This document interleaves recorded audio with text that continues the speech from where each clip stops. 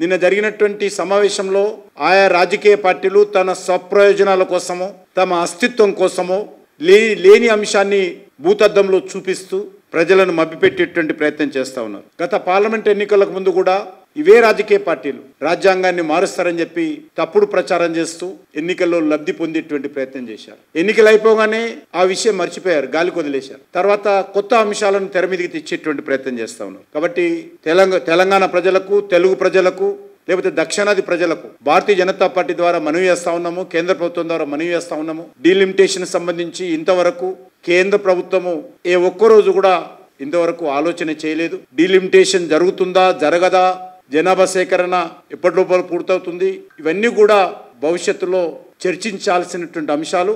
ఏది జరిగినప్పటికీ కూడా ఏ ప్రాంతానికి ఒక బియ్యం గింజంతా కూడా అన్యాయం జరగకుండా అన్ని రాష్ట్రాలకు సమన్యాయం దృక్పథంతో సబ్కా సాత్ సబ్కా వికాస్ పేరుతో నరేంద్ర మోడీ గారి ప్రభుత్వం పనిచేస్తుందనే విషయాన్ని మనం చేస్తూ ఈ యొక్క ప్రతిపక్ష పార్టీలు, కుటుంబ పార్టీలు, అవినీతి పార్టీలు, కుంభకోణాల పార్టీలు చేస్తున్నటువంటి తప్పుడు ప్రచారాన్ని తిప్పికొట్టాల్సిందిగా ప్రజలకు మనవి చేస్తా ఉన్నాం.